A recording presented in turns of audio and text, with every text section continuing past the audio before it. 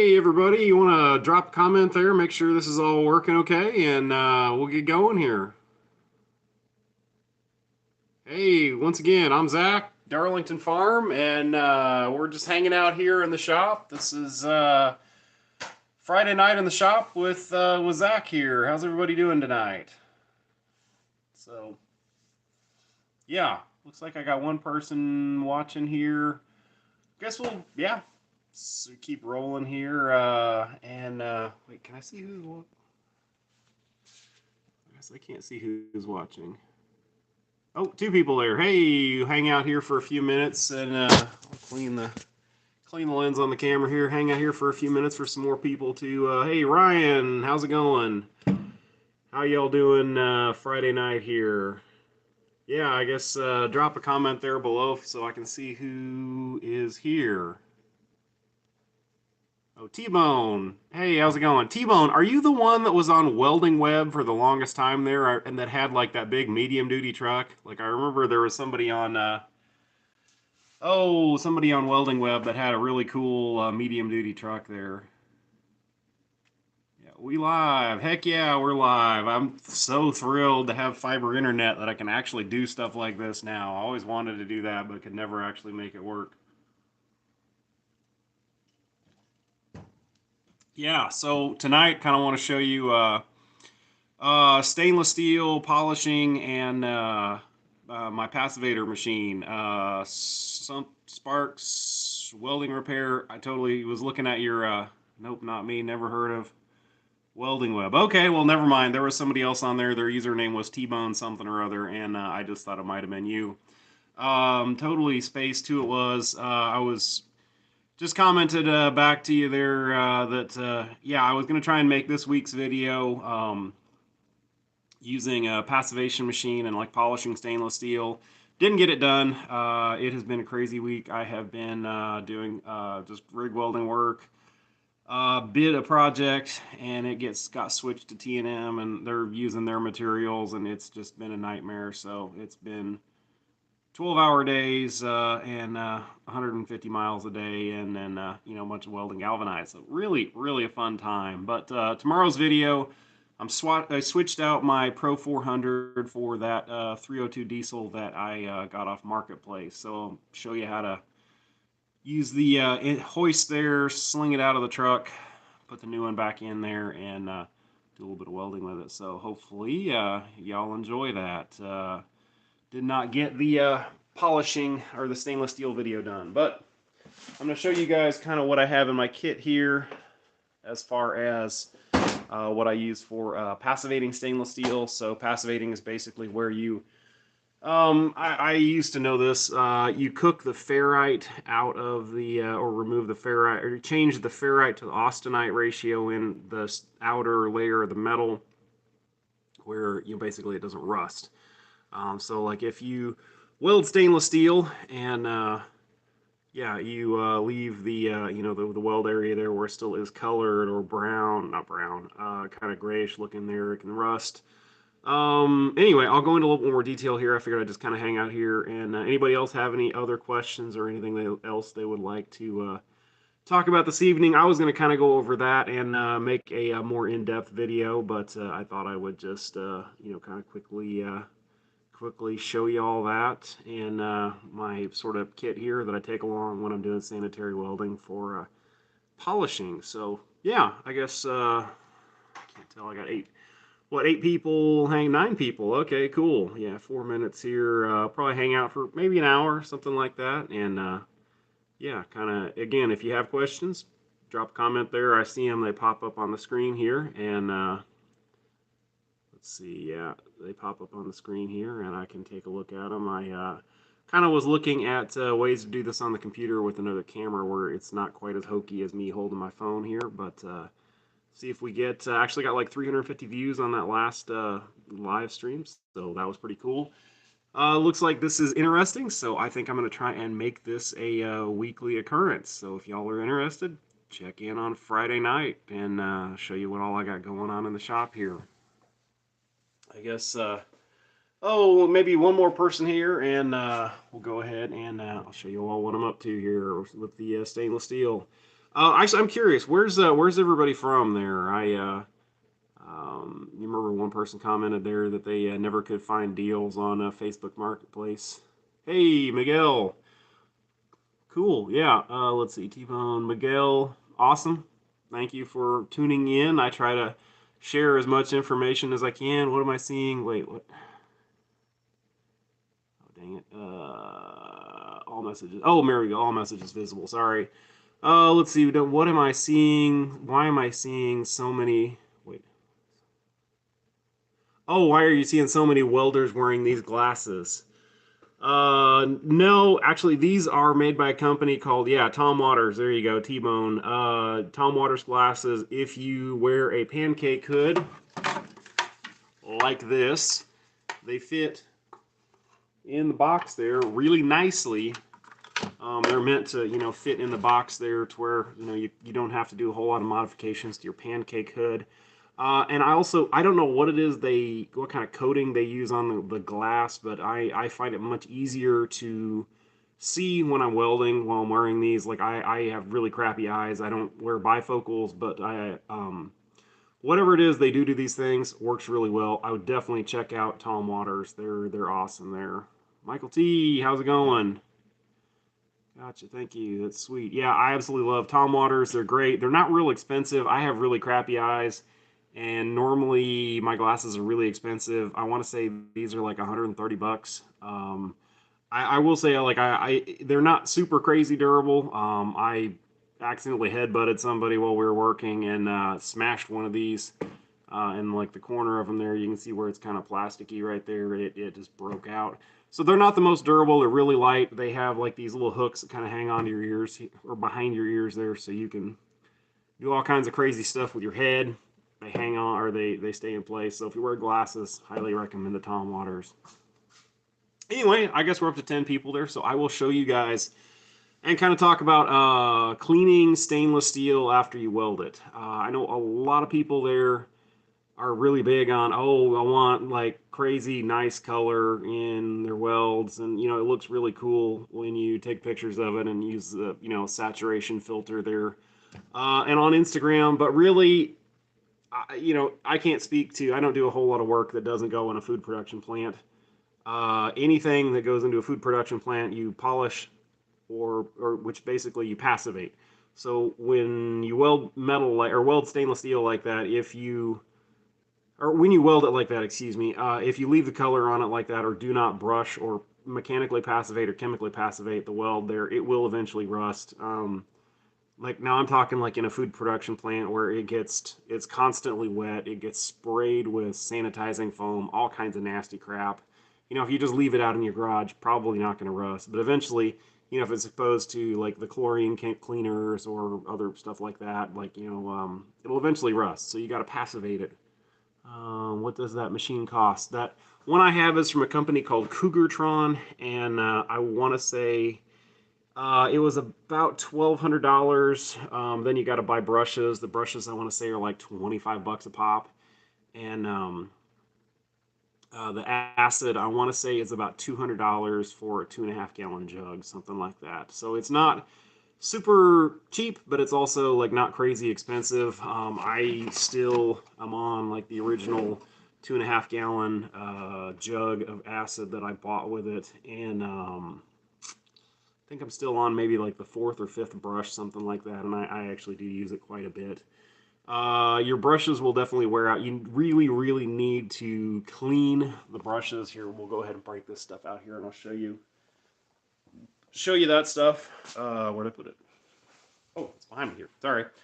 Kind of helps if I actually remember what I was doing. Okay, so here is the brush. It's basically just a little DC box. I forget. I think mine puts out like 30 amps, something like that. You can get bigger machines that will do MIG welds. I think they recommend this one only for TIG welding. But I have used it for MIG welds, and it does just fine. Let's see if I can get this out of here without dropping anything. Okay, so this is the Cougartron deal here. Just power cord, then power and ground. If you are making stuff for food plants, you can also etch with this, which is kind of cool. I have not tried it, but you basically get a stencil and then like a saline solution, and you can go ahead and etch stainless. It leaves a nice dark patch on it, so if you're marking parts, I've seen that in one of the plants I work in. They have a high pressure pump there. They've gone ahead and etched all the parts to it, so the people that work there like know piston one goes in hole number one kind of deal. So you got your brush assembly here, and it just connects into the front of the machine like so, just like a little twist lock. And then you've got little brushes that go in this this deal here. And again, I'm going to do a really in-depth video using this next week. What I was talking about, like you have to really, really clean your brushes, or else they get the acid that eats the copper on them. Now you can get two different kinds of brushes. You can get the ones with the stainless steel back and the copper back. I got the cheap ones, and I probably would get the stainless steel ones again because like if you don't rinse them out really, really, really good, they end up getting eaten by the acid there. Here's the there's the acid. Now it's not gonna absolutely burn a hole in your skin. It definitely burns pretty good if you splash a little bit on you, and it will absolutely burn holes in your clothes. Do not wear anything that you don't want holes in when you're using that thing because you end up like dripping crap everywhere. Definitely recommend nitrile gloves. You do not want to be touching that because, like I said, it will absolutely burn the crap out of you. You splash them on your arms or just little tiny spots there, you really, really know it because it will hurt like crap. And then you can also get like a neutralizer spray. I generally don't use this. When I first bought it there, I think I bought like a gallon of the acid and a gallon of the neutralizing spray, and I don't even think I've even opened the gallon because the machine comes with like a little pump bottle of the neutralizing spray like this, and I don't really bother with it. Typically what I will do is I will just use it outside, or if I'm in a food plant, just someplace where I'm in a wash down area where I can just take a garden hose or a pressure washer and just like wash off the wash off the stuff there or wash off the acid. If you get it on aluminum, it actually shines it up really nicely. I made a big stairs for a food plant and hauled it up there on my aluminum flatbed. There was a little bit of the acid left on it, and it dripped on there. It actually like shined it up really, really nice where it dripped. Eats concrete. Now also there's different machines like this out there. There's some of them that use a stronger acid and use less electricity. This particular one here, I want to say it's like, yeah, like I think it's like a 30 amp machine. They have like this one is their smaller one. They have another one that's about $5,000. And then they have a really big one that kind of looks like, one of those old style, like big battery chargers on a cart that you push around. I want to say it's like $7,000 or $8,000. If you're in a production environment, I can see having a big one like this. This works just fine for MIG welds. It's just not as fast. Again, like I'm going to go ahead and use it in a video here. But for this type work, actually, the video is going to be passivating these screens here. These are for a food production plant. As you can see here, I need to go down here. Okay, wait, who's that? Did you go to welding school or just learn how to weld on your own? Sort of. So I went to AMP school, or airplane mechanic school. We had like a month worth of welding in that. I actually had done welding before that. Now again, that was 1999, 2000s ago, so that was a while ago. I just grew up on basically like out in the sticks, helping out a buddy on a dairy farm, or like on a farm that was just down the road from me. I just picked the stuff up, and we had a Lincoln Buzz box there at my parents' house. I played around with it. Had stick welded, and then I bought a Dial Arc HF when I was like 15, 16, something like that, and played around with that and did a little bit of TIG welding with it. I think that was while I was at AMP school. So right before I did that, I got a job at an airport there, and just kind of like a helper there, like working on little airplanes, just doing bitch work. But yeah, they had They had an Aerowave actually. I think like an old Miller Aerowave. Just hooked up my Starlink. Oh yeah, Sparks. Oh Sparks, you're the yeah. Anyway, Starlink, that's cool. No, actually, yeah, I don't think we have that here. Anyway, yeah. So I went to AMP school. Or bought a Dial Arc HF, then went to AMP school. And had like a month worth of welding class, but it really, if it was not that great, it was more oxyacetylene welding and teaching you stuff that was in that the FAA required to work on airplanes that was like from the 1960s or 1950s. So it was not very helpful. But yes, so I guess I did go to a welding, sort of welding school. Went to IU after that and got a molecular biology degree. And I weld. So anyway, you never know where you're going to end up. That old AMP stuff that has actually helped me out.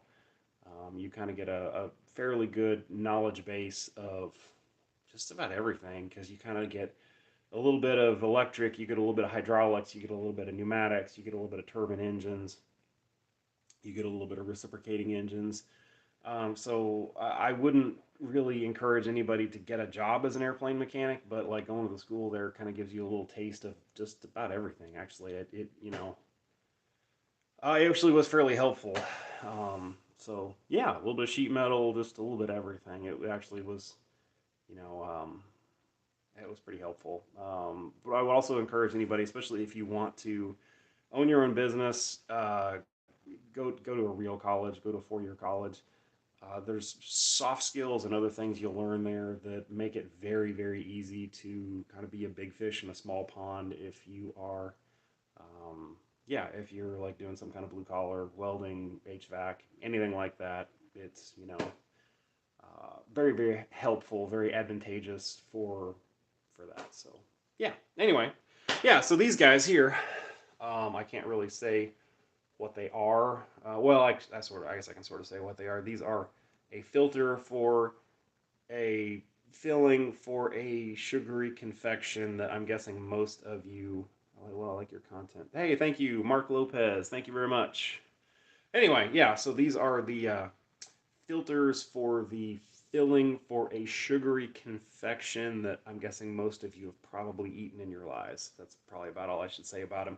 Anyway, gonna use these, or gonna do a video, or finish the video about passivating these. So these are direct food contact. They were rolled on a roller that was carbon steel, so I have to passivate them.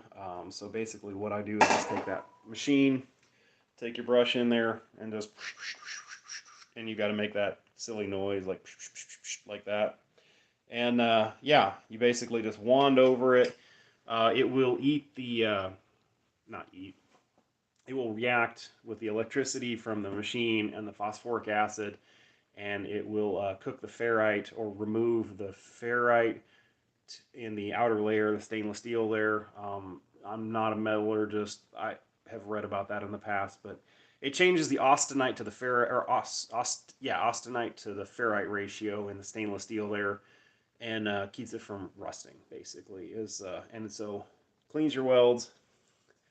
So like yes, I know in probably anything other than food, like those welds would not need to be polished. Sorry, I missed the name on that machine. Oh, Cougartron. Here we go. Right there. You see that okay? Cougartron. There's a bunch of different ones out there. Walther makes one. Oh, it's more expensive though. Like this seemed to be about the best bang for the buck I could find.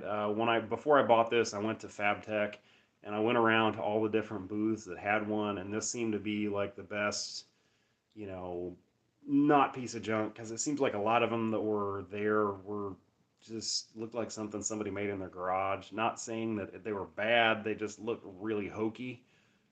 This seemed to be kind of the best combination of not super expensive and also, not would be embarrassed to show up at a plant with it. Oh, what are they called? Not the name brand. Oh, Inox Power right here. That's the one I have.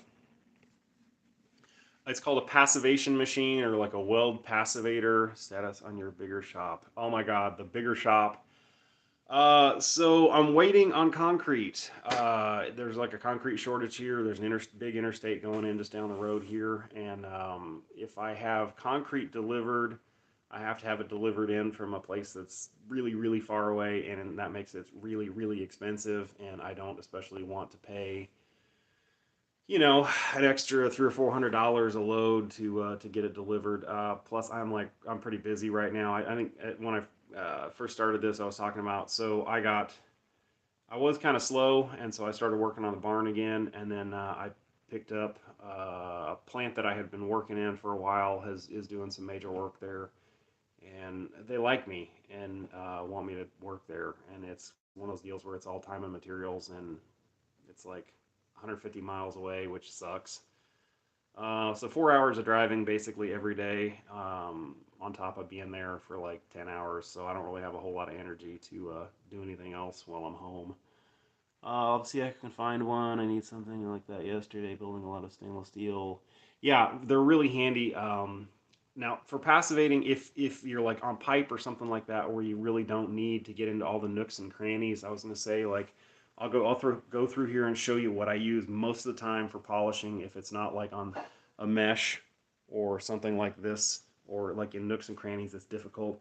I will use one of these Milwaukee die grinders here with a gray Scotch-Brite pad in it.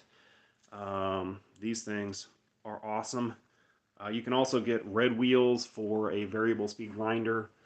Um, these I prefer because they last a little bit longer. I have a Trailblazer 325 and it's always spinning and sputtering fresh oil, fresh fuel, spark plugs, everything. Any ideas what it could be? I had a 325 diesel. Um, all I can really say is when it worked, it was great. It would run it. It would idle, and you could weld off of that. It had XL power, so you could run your chargers and crap off of it at idle. I was having software issues with it. After I sold it, Miller came out with a firmware update that was supposed to make it more reliable. Couldn't tell you about the gasser though. Sorry. What's the I'm doing now? But Scotch Brite and wire brush for wait.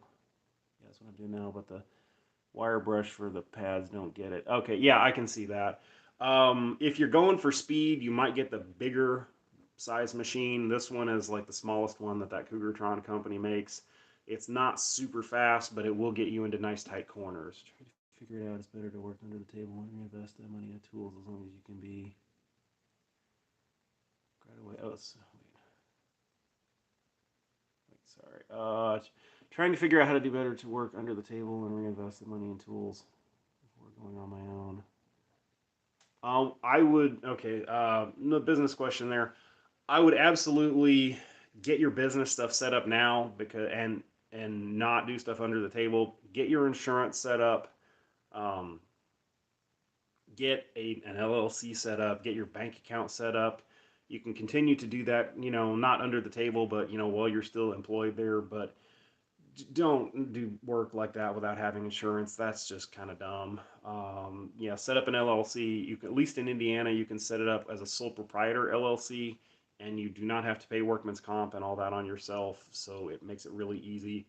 But yeah, get your insurance, get your business stuff set up first. Your LLC, your insurance, bank account, all that stuff. Let's see. Thank you. Oh yeah, and you can also anything you make, you can write off. Yeah, Next Insurance is cheap and it's easy to get an LLC. It's not worth. Yes, absolutely. Totally agree with Sparks there. I wish I could leave all your comments up where I don't have to keep doing this. Good. Yo, yeah, absolutely. Yeah, any job. Well, I shouldn't say any. Like I've had a couple really good jobs where it was just show up and work. But yeah, most places are going to require like a COI or COA certificate of insurance.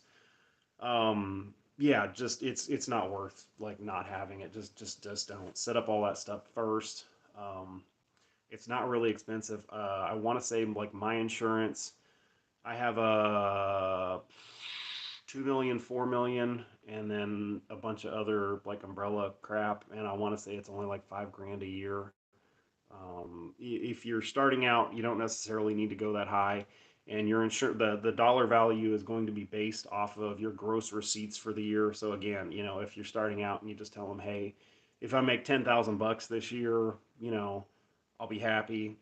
It's going to be a lot less than that. I'm just telling you again what mine is. It's about 4.5, 5,000 bucks a year, but it varies depending on your gross receipts for the year. Anyway, any other? Yeah. Anyway, I guess so. Back what I was saying. Yeah, these little Scotch-Brite pads are awesome. I use those, and then I also use a stainless steel wire brush in one of these straight die grinders. Um, Make sure you don't use your stainless wire brush on carbon steel and then go back to stainless steel. Otherwise, you're just going to grind it in there. I had a buddy that owns a big fab shop. Yeah. Hey, Dylan. I don't know if you're watching this or not, but yeah, like he had his guys, like he built a big stainless steel box thing for one of the local dairies here, and one of his guys used a stainless brush on a piece of carbon and then took it back to that, and you could just see where it rusted, where he polished with the stainless steel, or with the carbon stainless steel contaminated, or the carbon steel contaminated stainless steel brush on it, and it just looked like crap. Anyway, yeah, so just make sure you segregate your stainless steel stuff from your carbon steel stuff. But yeah, those little stainless steel wire brushes for these, I get them from McMaster. I want to say they're like 8 or 10 bucks a piece. Like these are super nice for just cleaning little welds like this, you know, just like that. Really, really handy.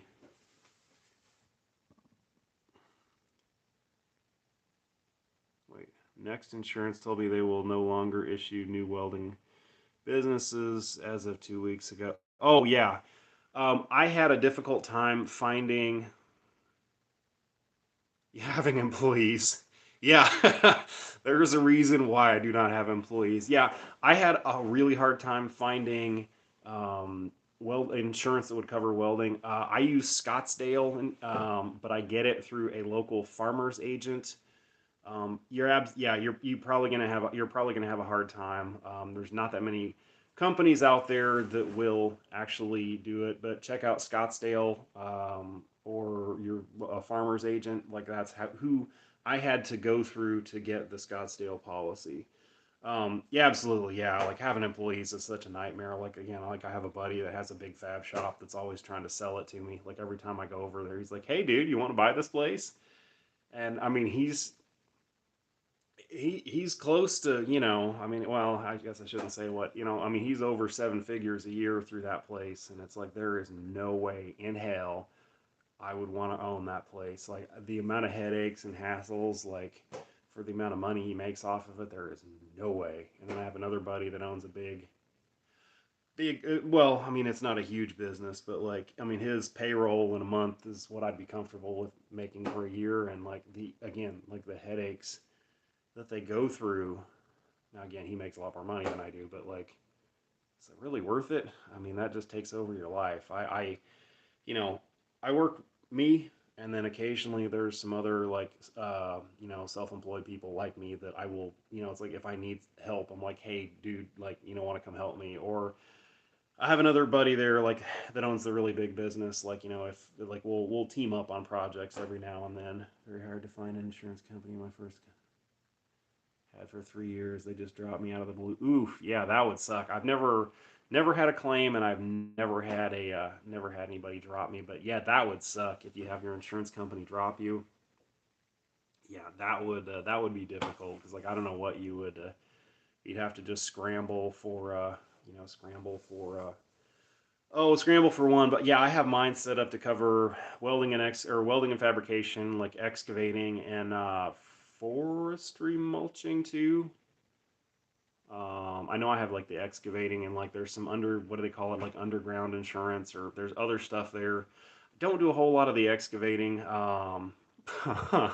I hit a big gas line the other day that wasn't marked from the U locate people. That was interesting. I don't know that I'm going to share that story, but yeah, that was very, very scary to hit a big natural gas line right in the middle of a job too, scrambling. Oh, good grief. Yeah, that would suck. Huh. Yeah, fortunately, yeah, I've never had an insurance claim. But yeah, I can see, like, now I will say, when I first started out, they didn't exclude a whole lot of things. When I first, set up my insurance there, it counted where it covered like automotive. It didn't matter really what I did, but then it seemed like there for a while, like they would exclude anything over 3 stories, any structural steel.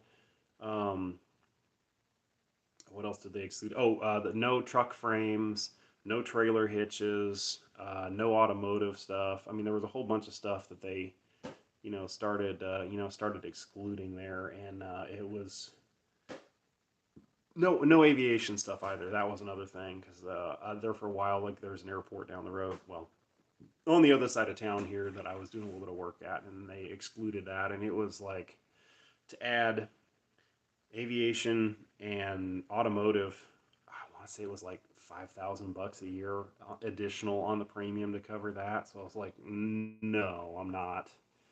And then there's one company that I do some work for that wanted this create like an umbrella policy where like I don't know exactly the ins and outs of this, but you have your normal business liability insurance, and then you have like umbrella policies that go over the top of that.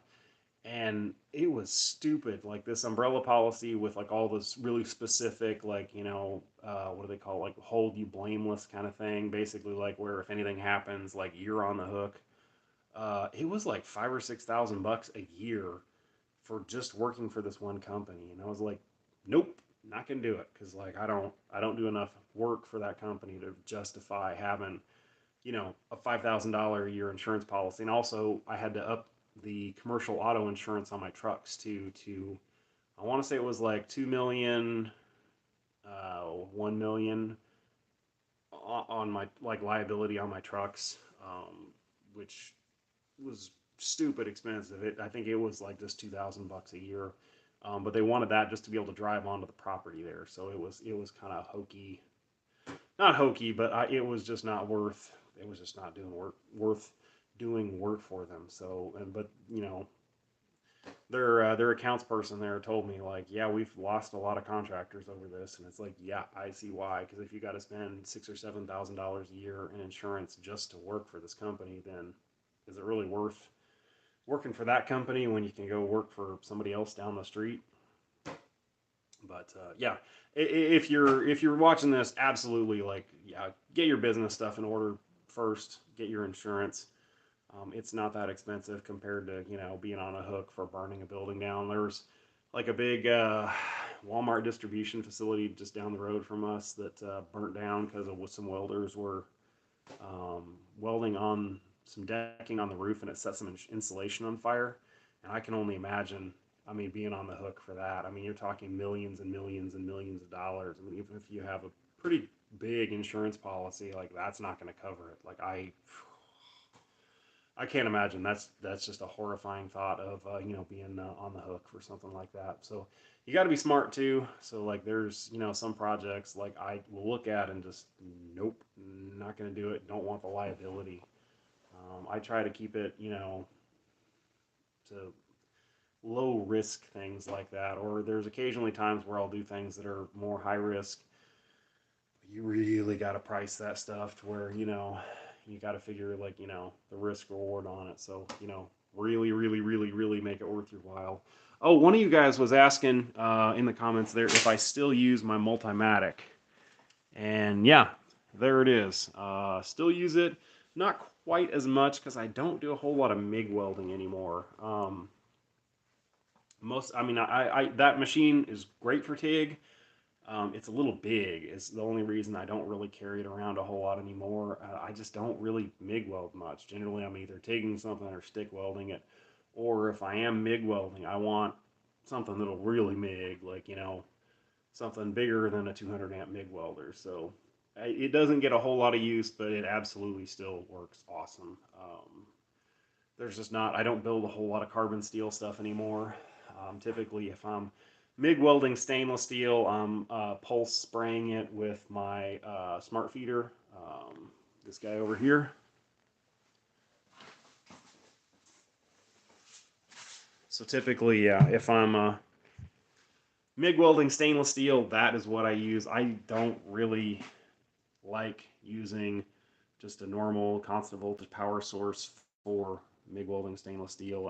just I've never been able to dial it into where it looked that great. But with that guy back there, it just you can dial it in and it will lay in a nice bead and works really well. And you don't also have to use like a trimix with helium. You can just use 98.2, which is 98% argon, 2% CO2. You can also use 98.2 argon oxygen, and it works great. And it doesn't really cost any more than a standard bottle of argon, which is really nice because trimix is stupid expensive. And a bottle like that of argon cost me like about $100 right now, versus you might be looking at 400 for a bottle of trimix. Like helium is really expensive, so yeah, that's why I use that.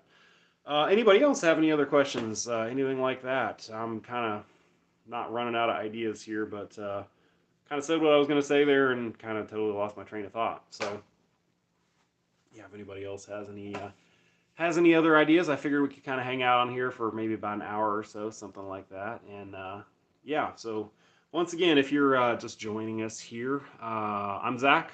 I am a welder, fabricator, machinist. I just do a little bit of everything.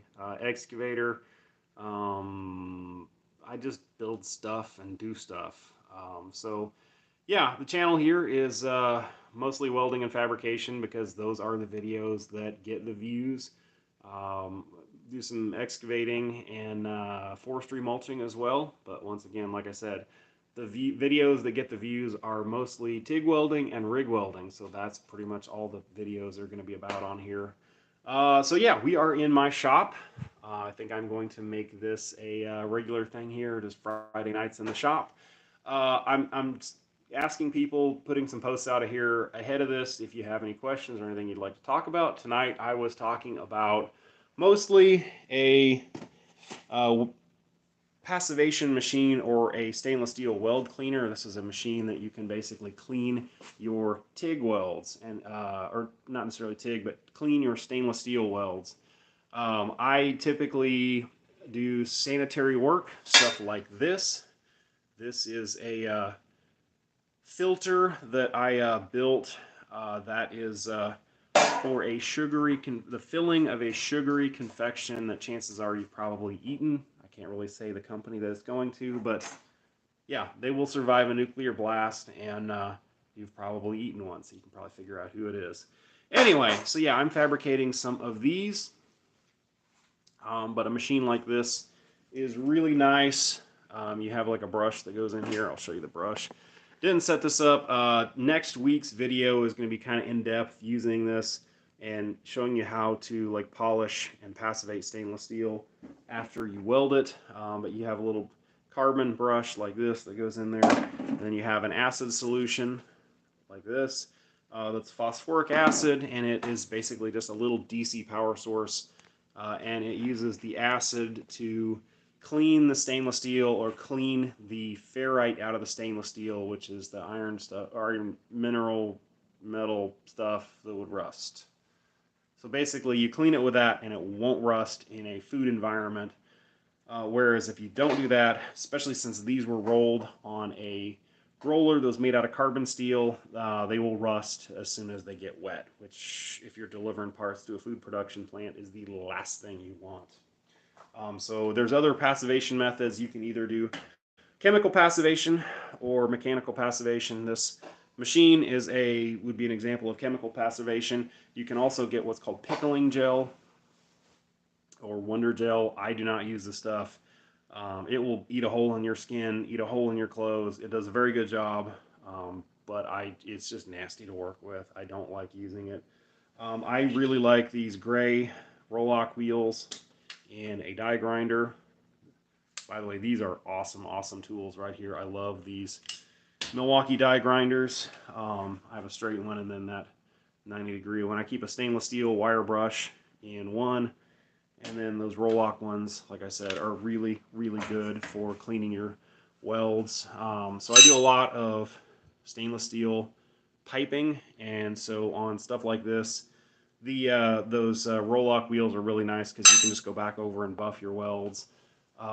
You know, when you look on Instagram, A lot of people get super excited about having like real pretty colors on their welds, or say, oh, that's terrible if it's gray or whatever. Well, in the sanitary world, it doesn't matter because you got to polish it anyway, when passivated anyway. So really, who cares as long as the weld's not burnt? I mean, there's a difference between like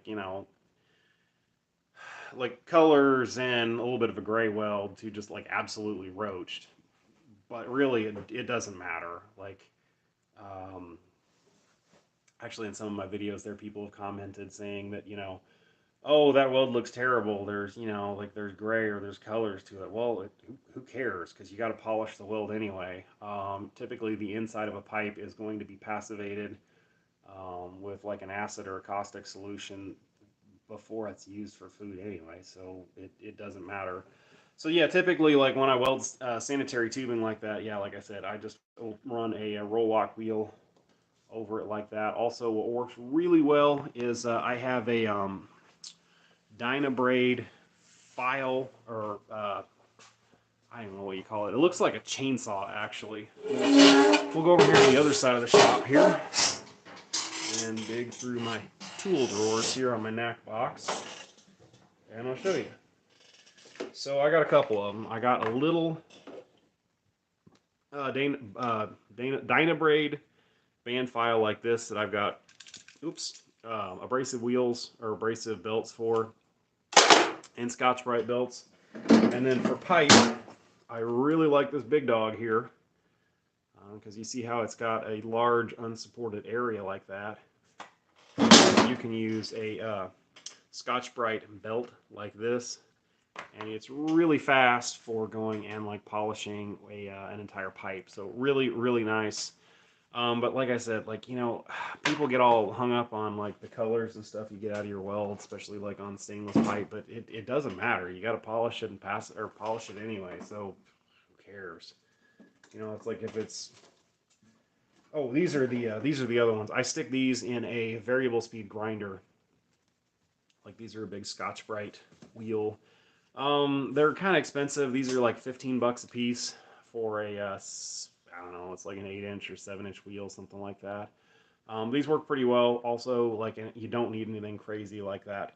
Dynabraid file, you can just stick this in a standard variable speed grinder. Don't put it in a regular grinder.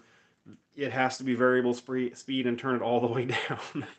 I was working with a guy that did that, and it came apart and hit him right in the nuts, and it was the funniest thing I have ever seen. But yeah, don't put that in a regular grinder, else they'll blow apart. Yeah, but and I mean you can also do other things to kind of prevent. I mean you can use big gas cups, something like that, or like the big BBW cups. But again, really for stainless or for sanitary work, you got to polish it anyway. So who cares? I don't see what the big deal is. Anyway, yeah, we're coming up on 45 minutes. So anybody else have any questions? Like we're just kind of hanging out in the shop. I'm open to anybody has any ideas or anything like that. Say about that. Oh yeah, the only people who say that about shielding gas funny. Greetings. Oh, Southern California. Oh, hey, my wife's from Southern California. Nick. Hey, sorry. I guess your comments just now popped up. Thanks for the input, Ask, because I spent a lot of time setting up my first welding tuck, Trailblazer, Illuma reels, the whole 9 yards, and don't have. Oh yeah, yeah, yeah. Absolutely, yeah. Set up your real business stuff there. If you've got a Trailblazer and all that stuff, you're doing good there. Just get your business stuff set up. I love Illuma reels. Oh yeah, Southern California. Also cool to see someone welds on here. Yep. I was gonna say, yeah, Southern California. My wife is from Mission Viejo. I freaking love San Clemente. Yeah, Anaheim, that whole area down there.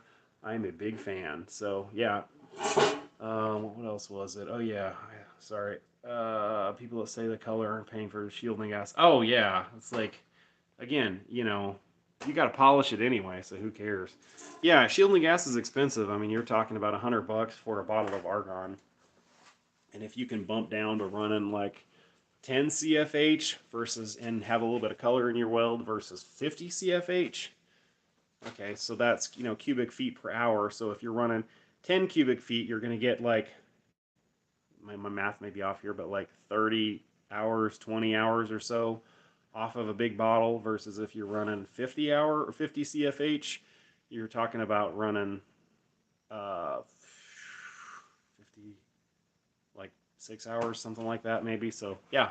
Anyway, makes a big difference. So, yeah, absolutely. Or especially if you're purging like that and welding, because typically I run a dual flow meter, like so. And so, like a lot of times, if I'm purging something very large, just to get it going, I'll run 50, 75 CFH, something like that. Just turn the gauge all the way up until you get the air purged out of it. And then turn it down to about, I don't know, 20 CFH, something like that. And then, on your torch, I'll run about 20 CFH. But, like, when you're purge welding, it's nothing to go through a full bottle like that every day. Like, it's, oh, you go through a hell of a lot of argon. In fact, like, there's a couple plants that I do some work at that I've been trying to convince them to, well, I guess a lot of food plants, at least in my area here, will have their own shielding gas. They'll have their own supplier for argon on site, which is kind of nice where I don't have to worry with dragging bottles there. But a lot of them just use the big bottles like that. And I tell them, like, guys, just get like a big cryo tank because that's like 330 cubic feet. A big cryo tank is like 36,000, I think. The last one I got quoted was like 36,000 cubic feet. So it's like for $300 versus $100 of those. So yeah, it makes a lot of sense to just get one of the big cryo tanks. Anyway, yeah, let's see. I don't know. I guess we still got a bunch of people hanging out on here. Once again, like, I guess if you're just now tuning in, I'm Zach, the welder, fabricator, mad scientist for hire, and we're hanging out in my shop this evening. So also, if anybody is local here and might be interested in a shaper, I think I'm going to get rid of this thing. It's just kind of sits over there in the corner, and I don't use it a whole lot. Actually, most of my machine tools in here, I'm not using a whole lot. I bought a lot of this stuff because I was doing a lot of work for one plant in particular, and they have since switched to a different machine shop. So I don't really use this stuff a whole lot anymore. So and in my area here, there's a couple machine shops, but their shop rate is so low that like I won't do machine work for that. It's just not worth it. I mean, I'm not going to work for 45 bucks an hour for a shop rate. So it, yeah, just not worth it to me. But anyway, yeah, if anybody is interested in a shaper, I think that's the only one in here that I'm really kind of willing to part with. I really like my Kearney tracker mill there. And then, like, my bridge board is just a bridge board. It's super useful, but I kind of want to maybe get rid of that shaper. That's like the only one in here that I just don't use a whole lot, and it's not the most useful thing in the world. But other than that, yeah, for having a little shop here, I can actually handle quite a lot of work. It's dark out, or I'd take you guys out and show you the welding rig, but I swapped out the Miller Pro 400 that I normally leave on the truck for the 302 Trailblazer diesel that I just bought off Marketplace a couple weeks or so ago. Doing a project where all I'm doing is burning like 332nd 7018s on galvanized, so I didn't really need the big fancy pipe pro, and I'm driving like 150 miles every day, so having 500 pounds less on the truck makes a whole lot of sense rather than having a welder that's, super nice. You can put laying an amazing bead in on, just basically garbage metal that's, going to be a staircase kind of deal. So not worth having the fancy welder on there for what I'm doing now. So anyway, yeah, anybody else have any questions there? Who's Muser had there for a while there. Your comments weren't popping up. Oh, here we go. Good old gravy. Make sure to get some milk. Oh yeah, no, I wear a. Oh yeah, like no, I wear a. Well, if I'm doing if I'm just tacking and stuff, I'll wear like one of those Miller respirators, and then when I'm actually like welding stuff out, I've got a speed glass Papper hood that has like the hose and the belt backpack and all that. Yeah, I don't mess around with galvanized. Like I don't. Like we did a project here. Well, I did a project with another person here lately that had some guys working for him. But I mean, those guys would weld galvanized for with like flux core for hours at a time, not wear a respirator. I mean, we had respirators like in a box, in the job box. Like, hey guys, like there's respirators if you want them, and then they would not use them. And I mean, then they'd like suck that flux core galvanized smoke all night, and then they'd go outside and smoke a cigarette. And it's like, what the hell is wrong with you? Anyway, yeah, I don't mess around with that stuff. Like anytime I'm in a tight area like that, always wear a respirator. Just it makes you feel better. You don't have magnetic boogers. Yeah. Let's see what else we got here. I'm trying to like. Yeah, it's crazy. Oh yeah, machine shops. Like I don't use Purge. Oh, Purge meter. I bought one when I first got started. Actually, I still have it over here. It's a can't think of who makes it. We can walk over. Oh yeah, yeah. Like man, we've had a couple guys that got sick from welding galvanized there, and it did not. What is it? Who makes it? Oh, Huntington Fusion. Here we go. We can look at this guy. I bought this for a job I did at a pharmaceutical plant, and to be perfectly honest, what you can do is take a piece of cardboard, light it, like you just take a torch or a blowtorch or something or a lighter and light a corner of it, and then kind of blow it out where it's not actively flaming.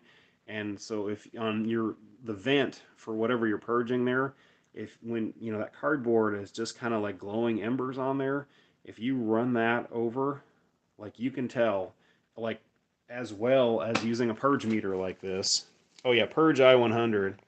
If you stick that over there, you can tell like it will flare up until like if there's any oxygen left in there. But as soon as like the glowing embers of that cardboard, just as soon as you put it gets to the point where it will snuff that out immediately when you put it over the outflow, you're good. And it works just as well as this thing.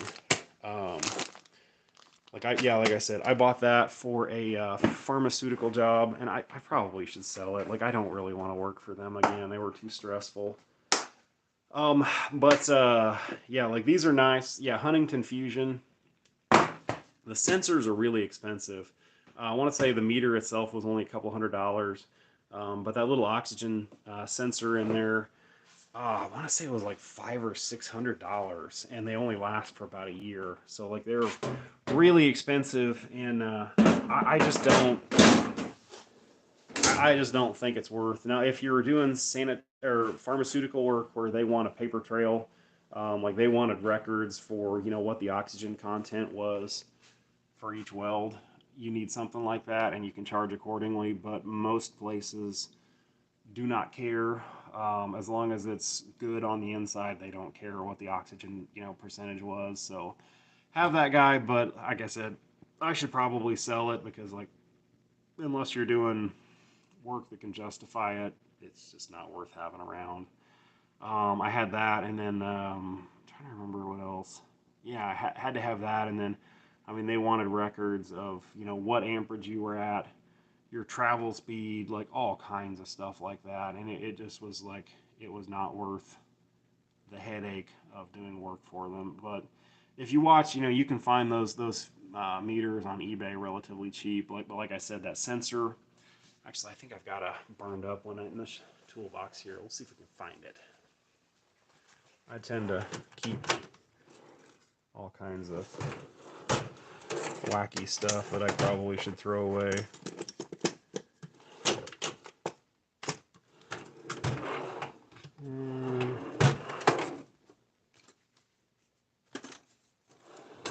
I know this is real interesting, me rummaging through my toolbox that I swear I had left. Oh yeah, here we go. So these guys here, this is the sensor that plugs into the meter there. And this one's bad. I think I was going to take it apart just because I was curious what was in it. I want to say those are like $500 or $600. Like it was not a cheap thing, and they're only good for like a year or so. I did talk to the people that make the meter, and what they recommended. Like you saw, mine was in a Ziploc bag. They recommended putting your meter in a Ziploc bag and filling it with argon and then zipping it up and putting it in the case.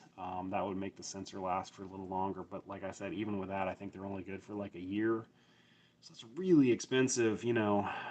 But again, if you're doing pharmaceutical work and they require it, you got to have it. But if you're not, then, you know, it's just really expensive. Like I said, that cardboard trick works, I mean, just as well as that thing. I mean, it sounds really dumb, but it really works. I guess I should show that in a video. I learned that from a guy that's been doing that sanitary work for like 35 years, I think.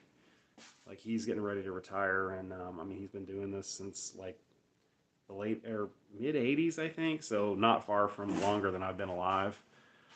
Um, let's see what else. Oh yeah, so these little roll lock wheels are real handy too, for, you know, just polishing up your welds. I forget which, I think the yellow ones I like best here. You know, just getting in little tight corners and, you know, polishing your welds. Let's see, what else? Coming up on an hour here. I figured I'd try and run for an hour. Just, you know, if you got any other questions or comments. Oh, wait, here we go. Weird, it's not showing all your comments here. So wait, but oh yeah, actually, yeah, it's like if you're interested, like, yeah, I would be happy to get rid of that thing. I run the truck all day long for $30 an hour and a pack of cigarettes. Yeah, actually, like, yeah, the Papper Hood, I love that thing. Like, you don't feel crappy afterwards. Like, it's nice having fresh air. And if you wear glasses in the summer and in winter, it's really humid like this. Like, man, they fog up really bad. Yeah, $30 an hour. I would not even hop in the truck for that one. Let's see. Yeah, if you're interested, I will probably get rid of that. I don't really plan on doing any more work. It probably needs a new sensor, so you're gonna have to put like $500 in the thing for a new sensor. Do you bid the big pipe jobs direct or work for food plants, or do you sub to someone? Typically, like a lot of the food plants like that, either like I just work for them. Like I kind of have the reputation in my area where like they just call me and it's all T&M. You know, hey, we're running pipe, come work. Or there's another guy like that other older guy there. Like I will do some sub work for him. Yes. Oh, yeah. They absolutely have sensors that have to be changed. Like I said, I showed you there. It was like, yeah, it's like I want to say that sensor was like $500. It was an expensive. It was a very expensive, you know, part. Let's see. Yeah, the big pipe jobs. I need to be better about like trying to like go after more work like that. But it's kind of, I don't know. Maybe it's just in my area here. I'm really the only one that does like TIG sanitary work, and so like I can charge a pretty good premium, and it's hard to get motivated to go after bigger jobs. If I can stack, like typically I will charge. Well, I'll be honest, I charge 125 an hour, 3 hour to 4 hour minimum. If I go into Indianapolis, which is about an hour away, it's like a 4 hour minimum. So if I can stack a couple of those jobs a day, it's hard to get motivated to do much more than that, to be quite honest. If I had a chance to bid some stuff, but they want you to front all the pipe and material, you'll so stuff is too rich. Oh yeah, I'm also in that. Like I looked at another job here recently that was, I mean, there was over $100,000 worth of stainless steel in it, and like you know, I have a buddy here that, you know, we've done some projects together for, but it's like unless he's willing to bankroll it, it's like, dude, that is way too rich for my blood. I am not, you know, that's another level there that I honestly like. There's really good money to be made in it, but like it's not worth the stress to me. Um, you know, I'll be honest. You know, you know, like I said, 125 an hour, 4 hour minimum.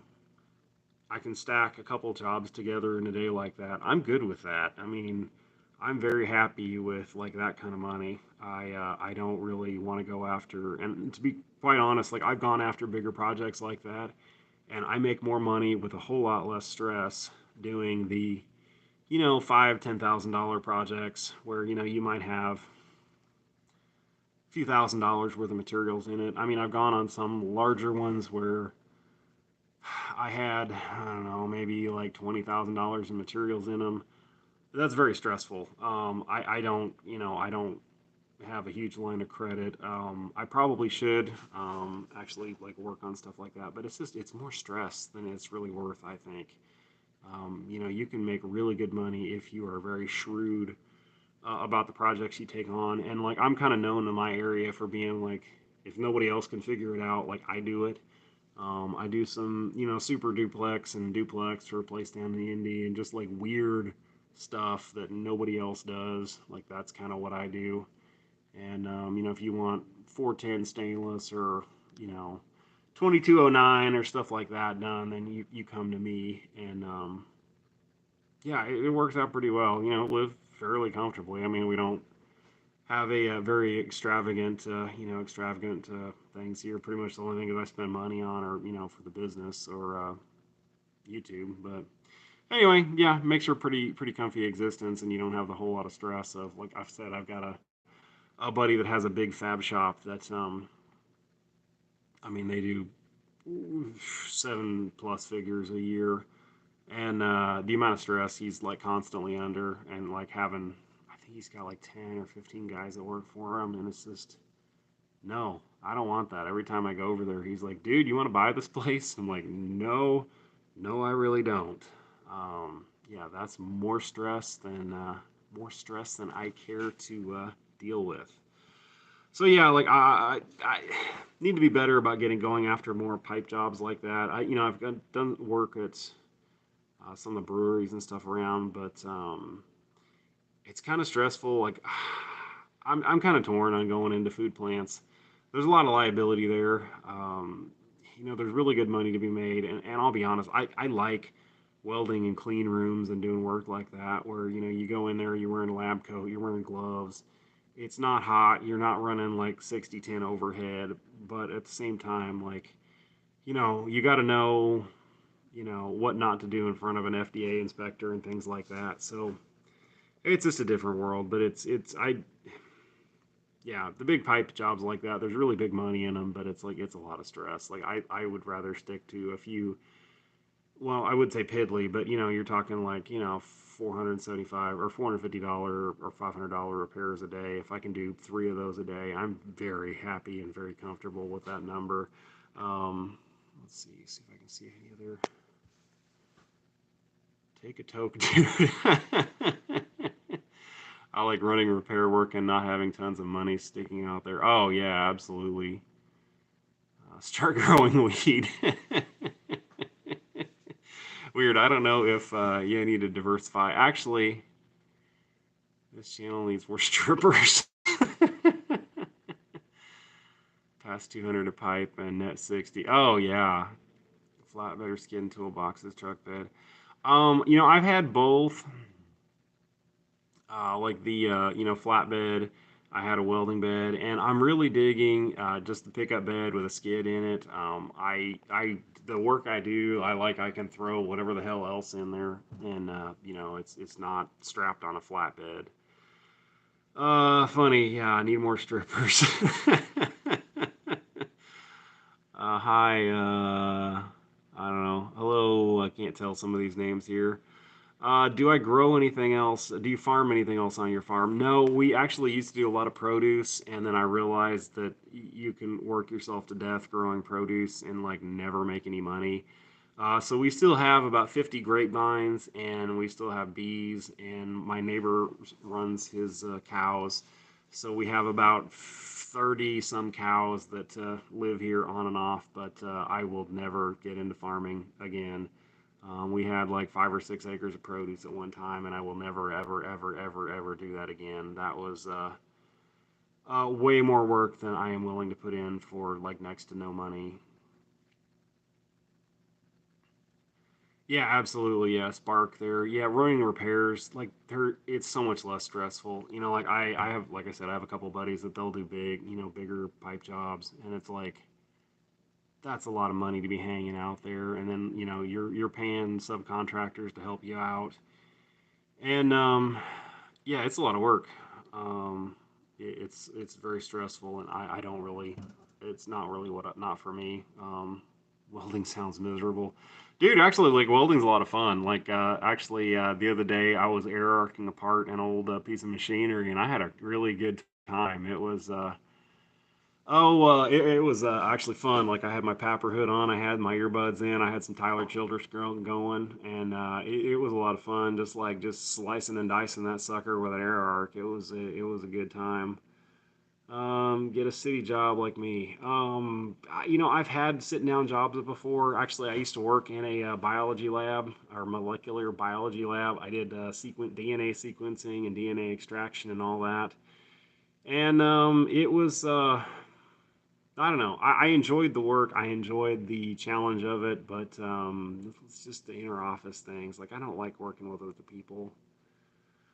Let's see who else we got here. Dilly Dally Co. Machine and Welding Service. How's the machining going? Well, I kind of got big machining. I had one really good customer, um, and they ended up going with a bigger CNC shop, and I've not really had any other luck getting other work that was actually paying decent. There's a couple of shops in my area that their shop rate's like $45 an hour, and I just won't work for that little money. So it's like I actually need to sell my shaper and probably keep the rest of the stuff around. But I just haven't found any shops. Like there's a couple of other manual shops in my area that just charge so little that it's just I don't find it worth actually. I don't find it actually worth working for that when I could be welding for 125 an hour. So yeah. Now I use it to support the welding stuff. Like if I machine a part or something like that, or a widget for something I'm welding on, like that's what I use it for. But just doing straight up machine work, like for other people, it's not worth it. At least in my area, it might be in others. Welding is stressful, but if I don't weld for like a week, I have to go find something to weld. Yes, I actually know exactly what you're talking about. Like I feel the urge, and like especially if I'm just doing like sanitary work, like I get the urge to just go out and burn some 6010s. I don't really do a whole lot of that kind of work, but it's like, yeah, I find like, again, like, burning, especially like just, burning 6010s on pipe, like I find that to be like very cathartic. And,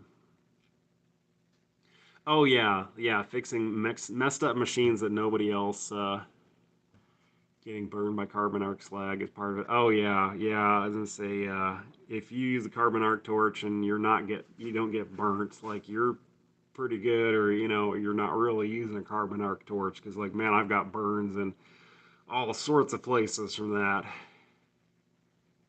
And say, oh yeah, Tebow, yeah, and say it's good times. But yeah, I find stuff like that to be very, like, I did a job. I don't think I took any video of that, for a railway museum last year, and like that was a really good time. Like it was just doing some heavy air arcing on a locomotive. Now it was probably in the 30s out, so it was nice weather to be doing air arcing and like heavy welding like that. But it was a good time. Like it was during a stretch there where all I was doing was a bunch of really stressful sanitary projects, and it very, like you said, they're very cathartic to like get out and just melt some metal together, and it was a good time. Seth Garcia, hey, not too much. Thanks, Zach. Learning a lot from you, really, Todd. Hey, yeah, I'm glad. I try to put out content there. I realize I'm not the most entertaining person in the world, so I try to put out content that is very informative. Yeah, I realize not funny. I have a very dry sense of humor that I don't think a lot of people get, and let's say who's Medusa. Yeah, so I try to make my content as informative as possible. So yeah, that's how come we don't use your Fronius machines? I have two of their. Oh, my Fronius machine is under there. Actually, I haven't been using it a whole lot lately because a buddy of mine does structural steel and has been renting it, so it's not been here. Actually, I have another machine. That's actually another income stream that if you are like me and like you like have an addiction to buying welders, like I rent out machines. Thanks for the schedule 10 welding. I do. Oh yeah, like schedule 10 welding. Actually, I I do a fair amount of Schedule 10 and Schedule 40. I should probably make some videos about that. But yeah, I rent out my machines when I am not using them. Like I have a Maxstar 210 that's rented out to a place now, and occasionally I'll rent out my Pro 400. But yeah, the reason you've not seen my Fronius down there is because a buddy of mine has been renting it on and off here, and I tend to just leave it here because he needs it more than I do.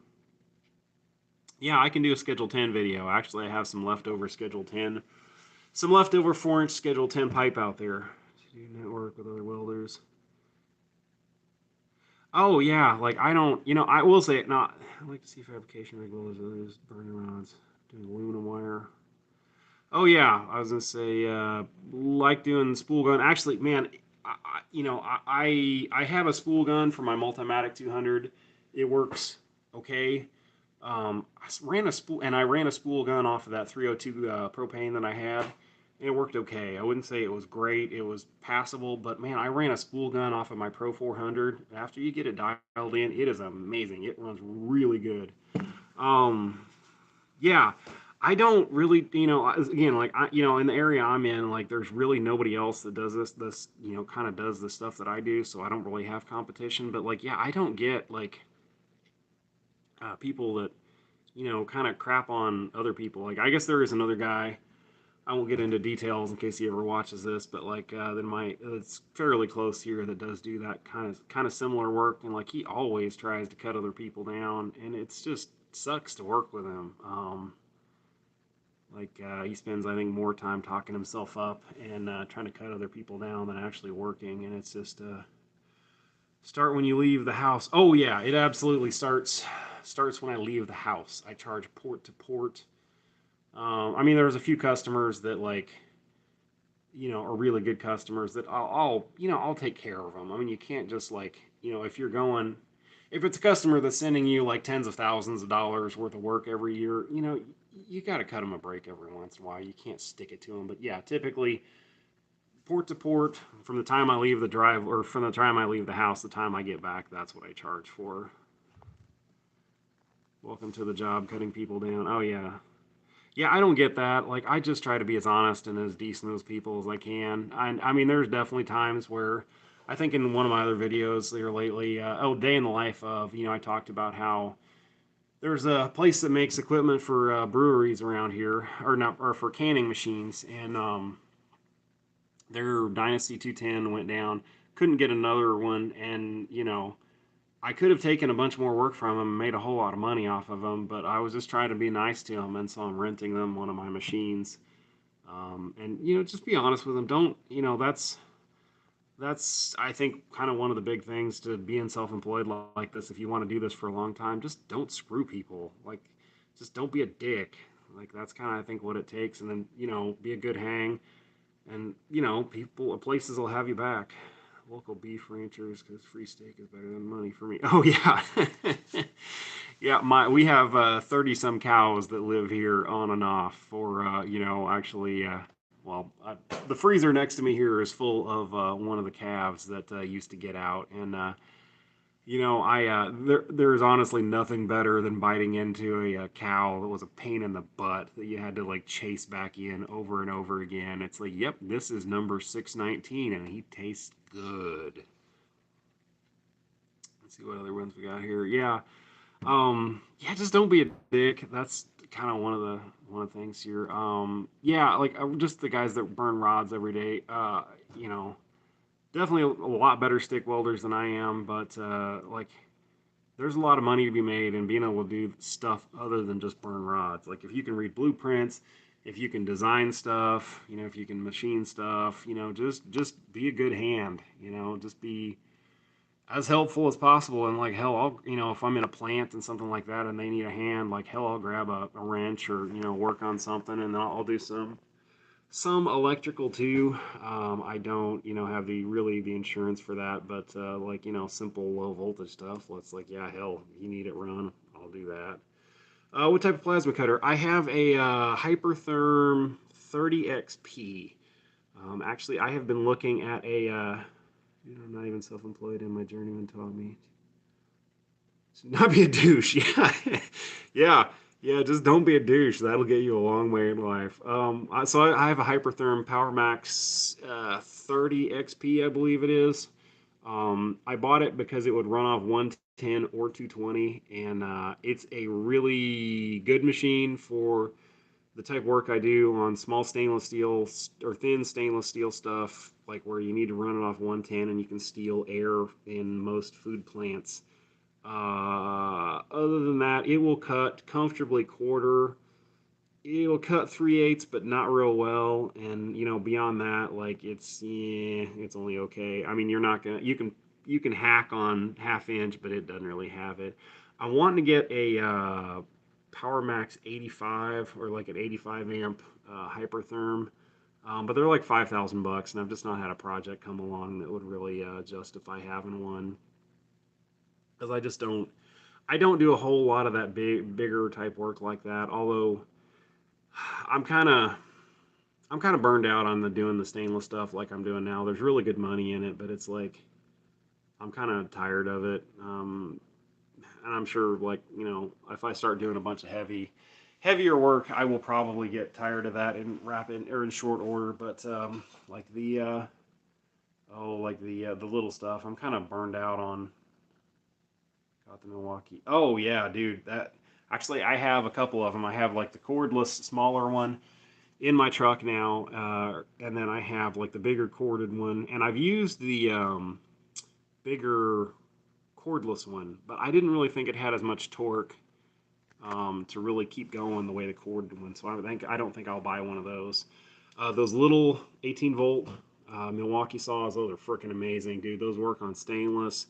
They work on plate. Like I've cut 3/4 inch plate with my little one. They're awesome.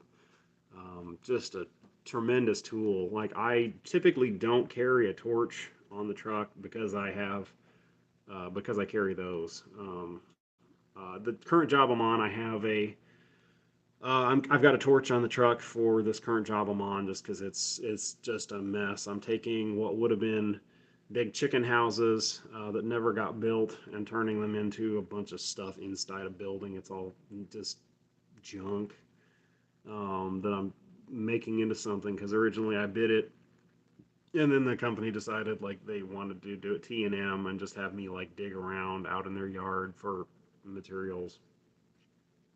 And so like yeah, I have a torch on the truck just for that one, but I typically do not carry a torch just because of those awesome tools.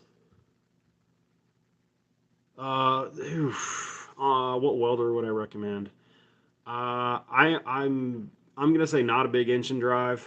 I'm gonna say if you are wanting to start a mobile welding business, get yourself a generator that has like say 30, like a I don't know, like an 7 or 8 kilowatt one that will run one of these guys, and get yourself a Multimatic 200. That thing is phenomenal. Like I talked about that in some other videos before. So originally when I got started, I had an SA 200, and when I went from having just that to that Multimatic 200 back there, the amount of money I made with that little machine is just staggering. Going from like just a stick welder to that. Having that will run off 110. You can MIG off 110 with it. You can TIG off 110 with it. You go into a plant with something like that. The amount of work you can do with that. You can run dual shield flux core off of 110 with that. I mean, you can do a crazy amount of work. You can do sheet metal with it, something like that. Like it doesn't have to be a Miller. There's some ESOP little multi-process machines like that, but you can just those are little money making machines. So I would definitely recommend getting something like that over say like a big engine drive. To be perfectly honest, I mean there's a lot of the work I do. I only leave a big engine drive in the truck for looks because when I show up at a job site, I look legit. But most of the time, I could do it with that machine or like a little Fronius AccuPocket. A CM bed running my Ranger 250 and a Miller Big Blue didn't like the way it ran. 6010 sold it. Oh yeah, actually, like I used a Big Blue 300 there. Oh hi Seth, there. Yeah, I've never run one of the Rangers. But like, yeah, I rented a Big Blue 300. It was okay. I wouldn't say it was great. But I really, that Pro 400, it's like the same thing as a Pipe Pro. Like the only difference is like the temp gauge. That thing is phenomenal, dude. That is the best stick welder. Like, and I have a 68 red face and a Lincoln SAE 300, and that Pro 400 just blows them all out of the water. Thank you. I've only used those at my current with MIG wire. Oh yeah, dude. They're the 200. They're great. You can get a spool gun. The spool gun I don't believe runs off 110 very well, if I remember correctly. But yeah, they're super versatile. They are money making little machines. Oh wow, yeah. Since my 200 red face, yeah, that thing still sits outside here. I don't. It doesn't fit in my white truck because it's too long to fit in there, and I don't really want to chop a hole in the bed. So yeah, Pipe Pro for the win. Yeah, that thing is hands down. I mean, I've used a bunch of different ones. Hands down, the best welder I have ever used. Now it takes some time to get it dialed in to where you really like it. It definitely takes, there's a learning curve to it, but it smokes everything else I've ever used. TIG, stick. I mean, it's phenomenal. I do run 3 Syncs 6010. Huh. Back when you had the old. Oh, wow. Yeah, back when I had the 250. Yeah, I sold that truck a few years ago. Sorry, I'm trying to shake you here. I'm trying to read the comments. Um, yeah, that 250 I had, it was okay. It was loud as hell. It was big as hell, and I'm sure it will be running long after I'm dead. But it honestly did not weld that great. Um, Yeah, that Pipe Pro I've got, or it's a Pro 400, not a Pipe Pro, but like, yeah, it's just amazing. I have an SAE 300. It's a or SAE 300 HE, really nice machine. I never left it on the truck really long enough to kind of really get to know it. So I guess I can talk about that. So I bought a 302 propane. I forget however many years ago now. Back when I still had the 250, the SA 250, and I ended up when I bought a new truck. I did a project where I needed a new truck, so I bought this white truck, planning on just running that Trailblazer in it. The prices on these new machines. Oh yeah, holy crap! Prices on the new machines are bonkers. Like I don't see how they justify that. Like that is insane what Miller's charging for new stuff now. I just do not.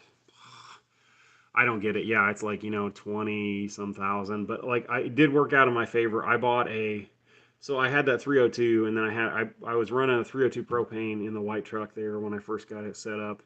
I had a really good year and so I decided to buy a 325 diesel and anyway, it had some software issues. Like they came out after I sold it with like a firmware update that was supposed to be like a reliability update or something. It would run great. It welded just as nice as like my Pipe Pro, but it would just randomly lose its mind, and you have to like reload the firmware, and that got to be just stupid. I didn't really like dealing with that. So I bought it before they started jacking prices up because of Rona, and I ended up buying it for like I think 10.5, and I sold it for 11 like a year later. So it worked out, and then I bought the SAE 300 because I just got sick of having electronics and stuff like that. Because the 300 HE, the only electronics in it are for the motor because it has the Cat Perkins motor. So really no electronics, but you only have 3 kilowatts of auxiliary power, and it doesn't do all the other stuff.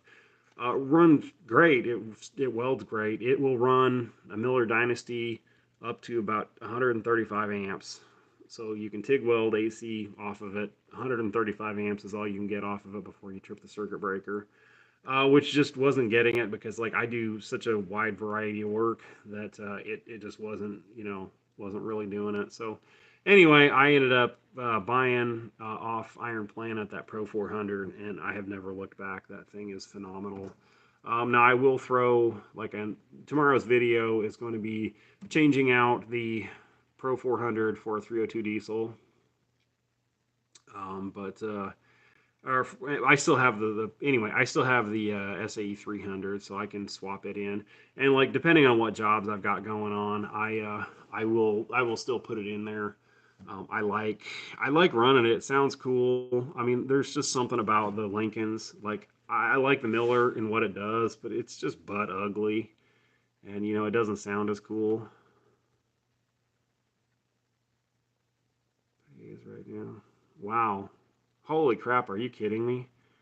38 and 16, so you're like not even making like $60 an hour off of sorry, reading the comments here. T-Bone, you have over 30 grand in a Pipe Pro after taxes, and pipeline pay is like 38, 16, 100. Like who actually was willing to work for that? That's crazy. Oh yeah, you're 325 there. Say, is that a 325 gasser that dilly dally there? Is that a 325 gasser you've got, or is that a 325 diesel? Cross country, nice wireless remote, but has been in the shop. Yeah, 19. Oh yeah, yeah. Mine's a 2019 Pipe Pro, and like it's crazy. Like it's never had a hiccup. There's never been anything. Oh, and the wireless remote. I don't know if y'all have tried that. That thing is phenomenal, dude. It's great. Oh, gasser. Okay, I was curious. Yeah, I think there's a big difference between like the gassers and the diesels because the diesel has like I think four different idle settings, and then there's some other stuff that's a little bit different about it. And I talked to another guy. There's another guy on Instagram that had the same machine, and he had the same issues with his too. So I don't think it was just a lemon from mine. And I never could get it. I took it to the Miller repair guy around here, and of course, while it was there, it never would work. And they just decided it was something with my arc reach accessories that I was using, and like never would deal with it. Let's see what else we get here. Lincoln 3D. Classic 3D. Now, is that 3D one there? Is that the Continental? Yeah, I'm curious. Spark Mobile Repair there. Is that your Classic 3? Is that a Continental diesel? I was thinking one of those you couldn't really get parts for. I really would like to. A lot of funny one starter and a lot of diesel. Oh yeah, yeah, the Mitsubishi. Actually, I really want to get a Classic 2, like the one with the Deutz. Yeah, that's I think my next welding machine, unless like it's just something stupid that I'm gonna resell. Is like I want to get a Classic 2 with the Deutz. Oh, let's see. The Mitsubishi. No, mine has the Kubota. And I will say the Kubota is a little underpowered because you're not actually going to get 400 amps out of it. Like you can hear it like bog down if you're air arcing. Now again, like I don't really air arc very often at 400 amps. I just did the other day because it just I could. But yeah, the motor definitely bogs down if you're trying to do that. Yeah, wireless. Oh my God, yeah, that wireless remote for the Miller one is awesome. Deutz is loud being air cooled. Yeah, I think they're cool. I mean, like I know it's old and but I just think it's kind of cool and I want one. I I don't really I don't need another engine drive. I've already got like two. Funny, the Kubota sucks. I won't can't say anything bad about the Kubota. Dude, I can run like so. I've been running all this week. Just doing let's see 330 seconds 70 18s, and I did some 532s 80 10s just because they were in the truck and I was wanting to burn them up on some bigger pieces of steel, and I can weld all day on like 2.5 3 gallons of fuel. So that Kubota is hard to argue with on as far as fuel goes. Mitsubishi, actually, yeah. If I was getting one, I would absolutely get the Cat Perkins. I have that same motor in my SA 300, and it's nice and it's actually quieter than the Kubota, and it's really, really good on fuel. And it just sounds cool when you light up with a big rod. You can actually hear the turbo spool up, so it's cool. But Mitsubishi, I think the Mitsubishi and the Cat motors are like 24.9 horsepower versus the Kubota is only like 20, so that would kind of explain why it's a little underpowered. But again, it's so quiet and it is so good on fuel. It's hard to argue with. Yeah, the Mitsubishi. Yeah, I wish I would have gotten one. But like I said, my Pro 400, I got it off Iron Planet for like 8,000 bucks. So with like 600 hours, so it was really hard to say no to that. Yeah, lags hard on heavy work. Oh yeah, yeah. I That's what I've noticed with my SAE 300. When you crank it up, like there's a little bit of lag there, but like it doesn't bog down the way. Funny, I always need another engine drive. Yeah, there's one. Actually, one of these days, I really want to get an SAE 400 with the GM two-stroke diesel in it, and I want to chop that sucker and turn it into like a short hood. I think that would just be the coolest engine drive ever. Like one of these days, like if I could ever find a good deal on like a one of the ones with a like the two-stroke diesel that is not like just totally rotted out. I think that would be just like the coolest machine ever. Yeah, actually, I was gonna say like T-Bone there, like on the cat. Yeah, actually, I plant manager, his brother, or one of the manager of one of the plants that I work in, like his brother is like a pipeliner in Alaska, and had a 300 or classic 300, whatever the new one is, I forget, not like classic 3 or not classic 3. It's the new whatever the current Lincoln is. That's not the SAE. I forget what model they call it. With the Perkins in it, and his blew up at not a whole lot of hours. So like I don't know. Yeah, I've definitely heard that from him that the motor went bad in it. Mine's been great. I can't say anything bad about it. Just change the oil and it's been good. The only thing with mine, like I'm assuming somebody put some bad fuel in it because like the tank was full of rust and it's a plastic tank, so I know it didn't come from that. Oh, let's see. Oh yeah, the Kubotas are only in the Pro. Yeah, I don't. The only thing I wish that, like I said, it's a little underpowered, but it fires right up. Like I've it started when it was -20 out, whereas like the Perkins that's in my SAE 300, if it's below zero, it doesn't like to start. But the that Kubota, like it just fires right up. It doesn't care. It's awesome. Oh yeah, like Sparks there. Yeah, the Kubota or not the Kubota, the GM two strokes. I just love the way they sound. Like I think that would be so cool to get like a an SAE 400 and chop it and make like a like overgrown short hood out of the with the two stroke diesel. Can't say anything bad about it. I bought my Penguin there. I bought my thing or my Pro 400 off Iron Planet, and then I bought a Vantage. I think actually, I think my Vantage I bought off Iron Planet. Shipping on the Pro 400 was expensive because it was in Louisiana. I had originally planned on driving down and picking it up, but I got busy, and so I think it cost me like 2,000 bucks to have it shipped from Louisiana to Indiana, um, which kind of sucked. I was planning on like just taking a trip down there and having a couple days to spend in New Orleans. Didn't work out that way, but yeah, it was easy. I just bid on it, wired them some money. It showed up about a week later. Can't say anything bad about it. Oh yeah, Ritchie Brothers. Yeah, I've seen their. Yeah, I looked at their stuff there. Yeah, no, there was something else. I bought some other stuff off Iron Planet too, and I bid on. Actually, there was a bunch of classic Lincolns on Iron Planet here recently that I bid on, and I ended up getting outbid on bidding. Got outbid on them. I really want to get a yeah, like I said, a classic two, and then there was a couple of 300Ds that I bid on and ended up getting outbid. But yeah, it's I can't say anything bad about it. I mean, worked out well. I got a decent machine for like I said, that Pro 400 I only paid like 8,000 bucks for, and it only had like 600 hours on it, and it's phenomenal. I mean, change the fuel or change the filters, change the oil, no hiccups, no nothing. I mean, it starts every time.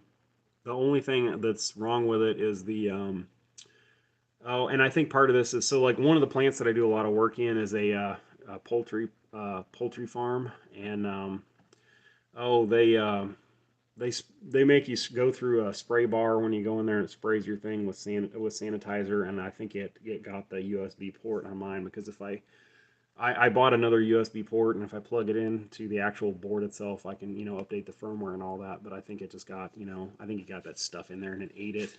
Let's see. Yeah, 12V71 on a welder. Yeah, that'd be crazy. Let's see. Oh yeah, my Lincoln Vantage. My Vantage ended up dying. The mice got to it and chewed some wires in it while it was sitting in my barn, and it smoked the rotor in it. And a new rotor for that thing was like $2,500, and I think it was close to 5,000 hours when it happened. And I was like, I'm not putting that in it.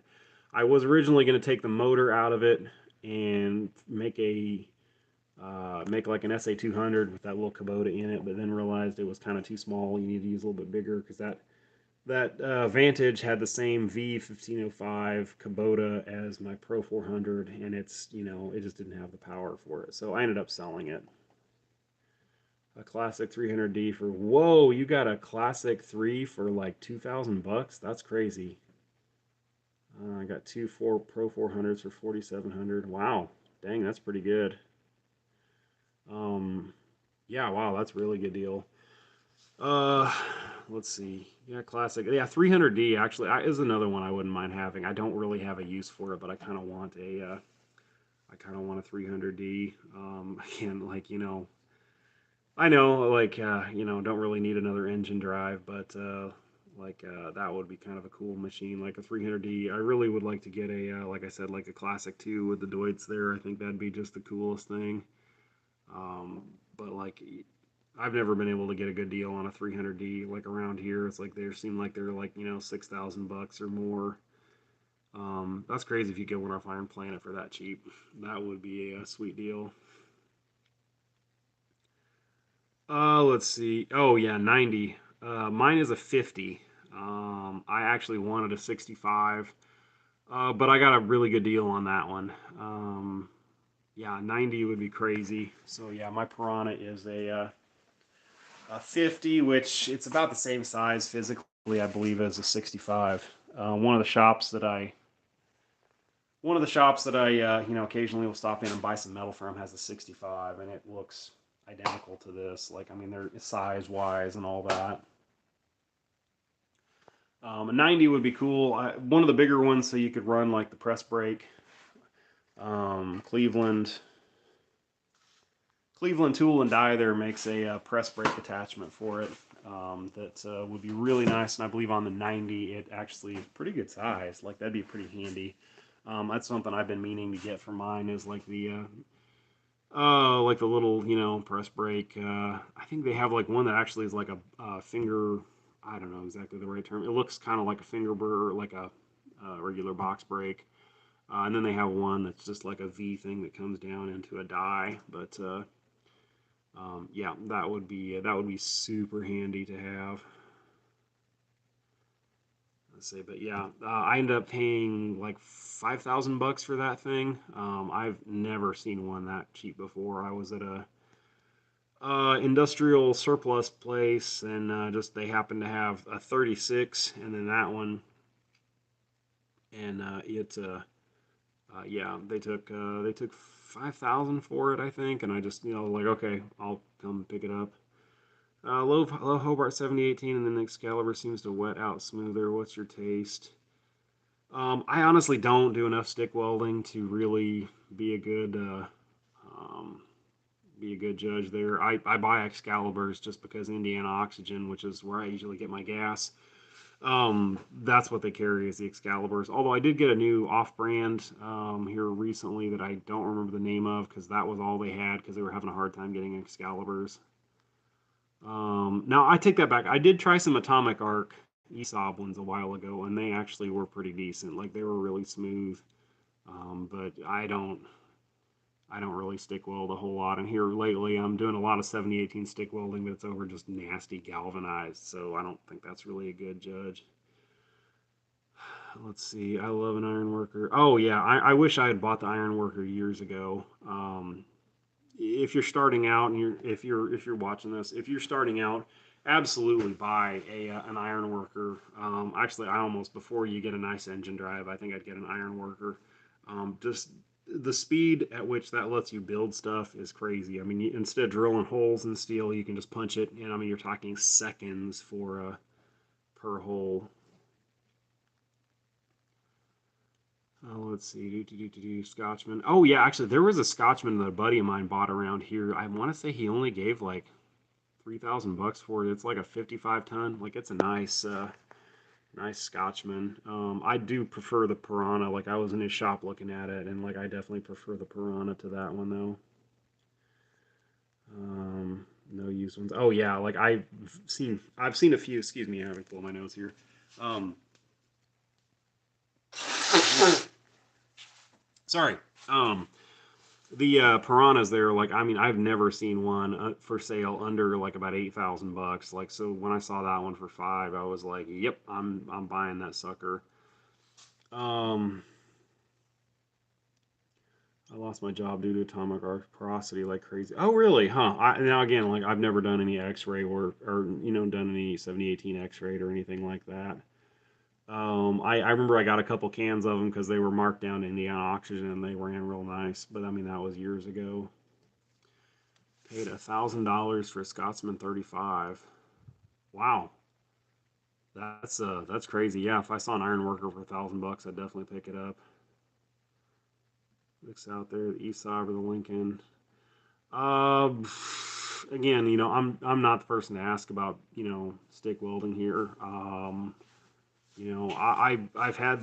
used the Atomic Arc ESOB ones there. They were decent. I've also used the Excaliburs. I would honestly just go with whatever's cheaper, or whatever you can get. Like I usually buy the Lincolns just because that's what my local welding supply place carries, so that's what I get. Fab Shield 24. Oh yeah, actually, I'm curious. What are people like for like a good flux core like that? I've used two NR233 and NR211 for stuff like that, but Hobart Fab Shield. Yeah, actually, it's just again like I don't really do a whole lot of big flux core stuff like that, or big stuff like that. Do you need a shop with a big machine to do welding services? Oh, so yeah, no, you do not need a big shop. So here, Penguin, this is my shop. I'll stand in the middle of it here and let you see what all I got here.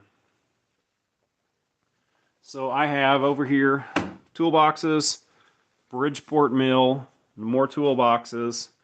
I've got some of my plug-in welders here, Miller CST 280, cold wire feeder, Dynasty 210, Dynasty 400, a big lathe, table with 1-inch welding top, bandsaw, fume extractor, bigger MIG welder or stick welder that I can use outside the door there.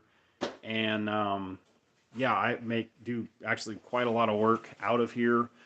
It would be a lot better if I had a bigger building where like I could do stuff inside, but like, I mean, out of a 2.5 car garage like this, you can, or with a mobile welding rig, like you can easily turn like $200,000 a year worth of work out of here without too much trouble. Let me go back to the comments here.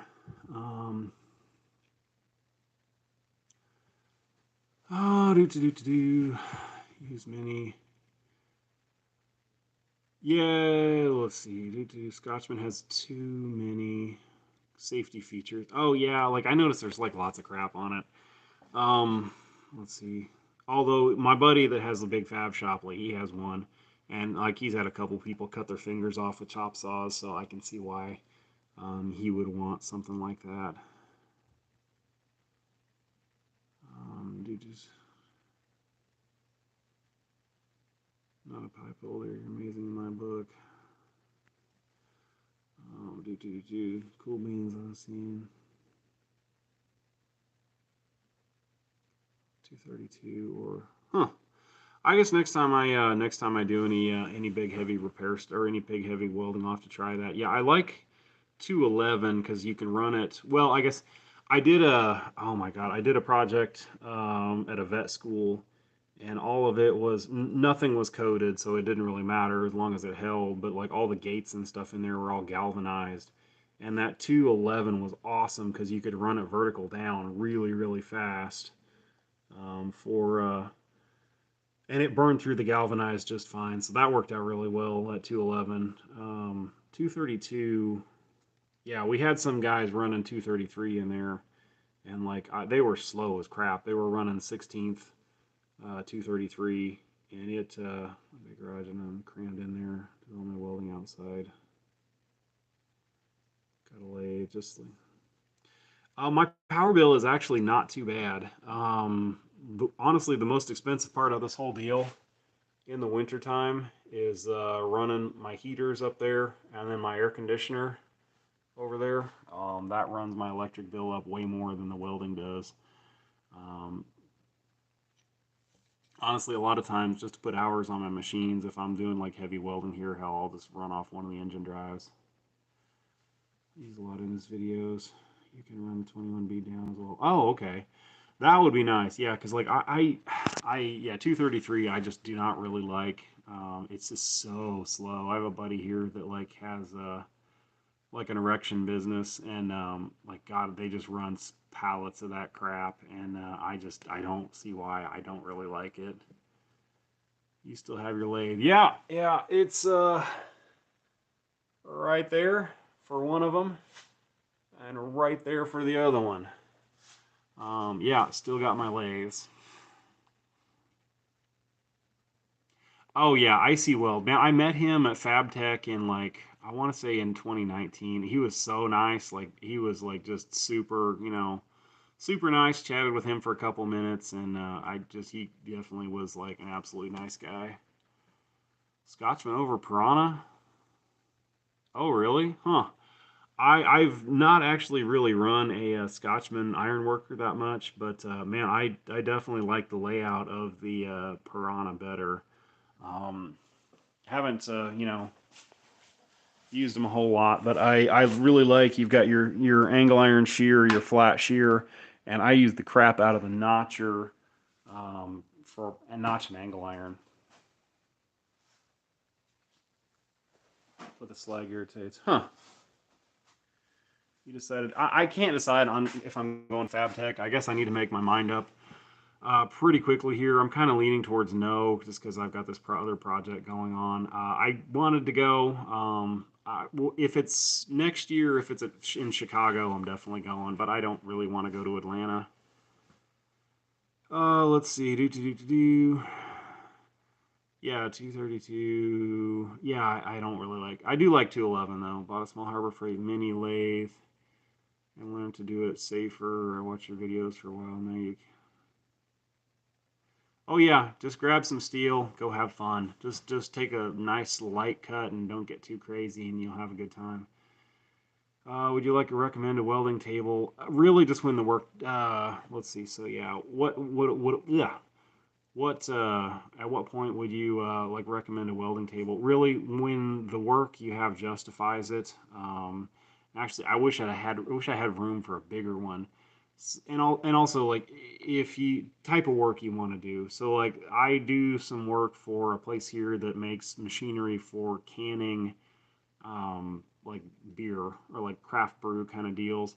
They'll send me like a set of prints and some parts, and like I might make 50 widgets. I don't even know what the hell they are. I just get a blueprint, and then you can fixture stuff like that on the table and slam out like a crap load of parts. I guess I could do a video on using the table.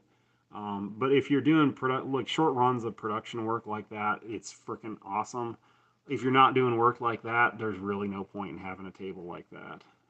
But if you like doing short runs of production work like that, you can't really make a whole lot of money without it. Like I mean, there's you can just do stuff so fast with that. Let's see, don't want to get stabbed that bad. Might as well just go to Portland. Wait, I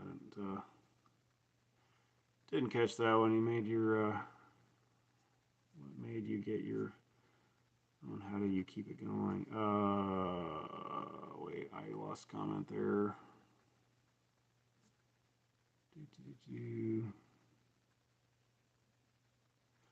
Oh yeah, wow, yeah, 4x8 table. Yeah, I had a 6x6 in here, and it was it was okay. It was like a 3/8 top that I built basically when I didn't have anything, and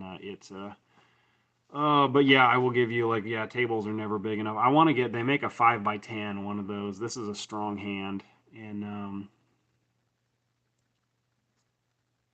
let's see. I'm not sure what made you get your own. How did you keep it going? I'm not sure what you're talking about there. Um, let's see. Wait, did I just miss a comment there? Hereford Mini, steel.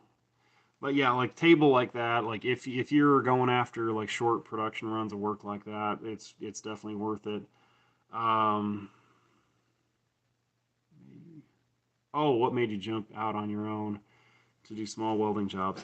So basically, I can kind of give you some of my backstory here. I was going to IU for molecular biology, and then my wife decided she wanted to have children. So she has a real job and works for the federal government, and so it was basically like, well, my kids are getting, so I ended up staying home with the kids. And so basically it was like, what can I do around this crazy schedule of having like a, 12-month old and then twins on top of that. So it was basically like, well, I can do a little bit of work here and there for people and make a little bit of money. And then it kind of turned into, what it is today. Didn't really so I guess like I went to like airplane A&P school before that, and I've always just built and fixed things, and it was just kind of a way that I could make some money, and then it went from just doing like little piddly crap for farmers or buddies, or advertising on like that was back in when Craigslist when I advertised on Craigslist, and then it turned into again, like the rules for, self-employment like that, just don't screw people, do what you say you're going to do and answer the phone and stay off meth. And, yeah, sugar mama. uh, yeah, it works out pretty well. It's nice having, nice at work, or it's nice having good health insurance. I will give you that. But yeah, that's how it turned into what it is today. Is basically like I was just finishing up my degree, and then we had kids, and then I stayed home with them. Say it, Anyway, but I actually do like doing this. Like I don't really see myself, like going back and getting a some kind of office job like that. I'm kind of too addicted to the self-employed lifestyle here. Really smart stuff. Yeah, that's always a good life rule. Yeah, I mean that's like, I get a lot of people that like will send me messages about like, how do you get a business going? It's like just don't screw people. When answer your telephone when who's an user, yeah, don't screw people, answer the phone and stay off meth and like just do what you say you're gonna do. That's really all it takes. Like it's kinda that's really all it takes. Um yeah. Oh man, wow, we're coming up on 2 hours here. That's crazy. I guess we might run it out to 2 hours here, and I should probably go to bed. I still got to do some work tomorrow. It's definitely been cool hanging out with y'all here and kind of interacting. Let's see what else. Yeah, I'm going through. Maybe jump out on your own. Yeah, just it's basically the freedom. Then I guess that's where I'm at now. Is like okay, it sounds like some most of you there are also self-employed there, but I mean like there's not too many gigs where you can file the buck tag yet this year. No, actually, I haven't had a chance to do any deer hunting this year. Keep those Friday videos up. Yeah, actually, yeah, I'm kind of enjoying this. I'll, who's an user? Yeah, I can't answer this one and stay off meth. Yeah, actually, I'm planning on doing this. I think we'll keep doing this. Wake up and make money. Yeah, no, like that's what one of the reasons why like I don't think I'll ever go back to getting a real job is because like okay, if you're a rig welder like this, like okay, you can make you know over $1,000 a day fairly easily without really killing yourself. Like it's hard to, you know, it's hard to say no to that. Like, that's why like there's a couple plants around here that I don't really want to do work for them anymore, but it's like, well, okay, you want me to come hang out? Like, well, that's going to be $1,200 or $1,300 for me to go there for the day. It's like, well, okay, fine. I'll go hang out and, do some work and,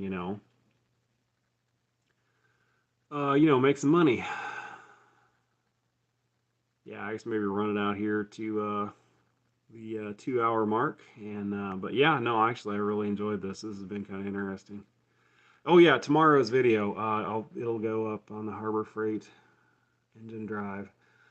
I don't honestly like rather than buying Harbor Freight stuff. I think you're way better off buying used like Miller or Lincoln stuff off Marketplace. I've actually now that you've mentioned it, like I think I looked at that there and thought like that was kind of interesting. Crab traps out in a few days for opener. Can't miss crab. Oh, crab season. Where are you at? Where you actually go for crabs? Like I'm in the Midwest here in Indiana, and yeah, I miss some seafood and some like ocean stuff. I honestly like. I think you're better off. If you're actually wanting to start a business, like I would highly recommend just getting like a generator, and then a little multi-process type deal like that. Little multi-process machine like that over a definitely a Harbor Freight engine drive. Because that little multi-process machine, you can just unplug and or run a big extension cord into a plant. And I mean, I've run that thing off like 600 foot of drop cords before. And I mean, it's just a little money making machine. Like the first job I did with that was like a little $300 handrail there in Indianapolis, which is kind of like the big city around here. And then the next job was like 3,000 bucks for that same company, and then I had another couple jobs for that same company that were like 30 some $1,000s. So yeah, it was a good money maker, and I mean, yeah, it's definitely made me like just Central California. Oh, that's cool. Oh, we're at we'll be taking the boat out of San Francisco. Oh, that's awesome. What part of Central? Like my wife went to school in Humboldt County. But is from Orange County. Like who's the user? We almost ended up moving out there because she got a job offer from NASA, but at the last minute they rescinded, or like there was a hiring freeze and rescinded the job offer. Um, no worries. Yeah, hey, like this is kind of cool hanging out on here. Like I was gonna say, but yeah, I would look for like used Miller stuff.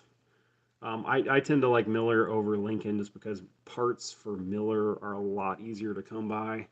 You can look on Miller's website if you take the serial number and put it in. If you just look for Google Miller, like owner's manual or Miller welder manual, if you take the serial number off of pretty much anything you have, you put it in there, and like you can get the manuals for it. You can get the part numbers for parts for that, and you can buy them. Lincoln is a lot more difficult to get parts for, and they're especially with the Lincoln engine drives. Like I don't like the way they're built. Say like the Pro 400. My shop is in Snelling. Oh, Modesto area. Humboldt is far north. Oh yeah, Modesto. Okay, I know where you're out there. Yeah, I love Humboldt County. If there was stuff up there to, if it wasn't so expensive, like I would happily move up there. Of course, yeah. Do work uses different Miller machines. Yeah, they're great. Oh, anyway, so yeah, Miller parts are a lot easier to come by. Lincoln parts are can be very difficult to source and a lot more expensive. Where like, say if you look in Advantage, like the IGBTs and the output board is one whole unit. That's like I want to say for mine it was like 2 or 3 thousand bucks. But for like a Miller, like they're all separate components. And so if you need to replace a capacitor or an IGBT or a thermistor or something like that, you can just change that one component instead of the whole shebang. So definitely prefer the way Millers are built, at least with their inverter machines. Modesto, yeah, okay, I'm familiar. Um, yeah, anyway, yeah, I guess we're just about at the 2 hour mark here, an hour and 58. So let's say I think I will hang out here until we hit just 2 hours, and then probably bid you all adieu for the evening. So I guess anybody else have any questions here or anything? That's kind of cool. Central California. I'm trying to think of where. Yeah, we I like the Bay Area up there. That was really nice. My wife has some friends up there. Love the live stream. Have a good night. Yeah, I appreciate y'all hanging out here, and yeah, plan on doing this next week. I got to work over the weekend, so I may be a little groggy by the time. Yeah, maybe a little groggy by the time I get this going, but yeah, it was definitely a good time hanging out with y'all, and yeah, I really look forward to doing this again next week. So yeah, I think we'll make this a regular thing. Just Friday night hang out in the shop here. So anyway, I guess I'm Zach, Darlington Farm, whatever you want to call me. I'm the weirdo behind the camera here. So y'all have a good evening.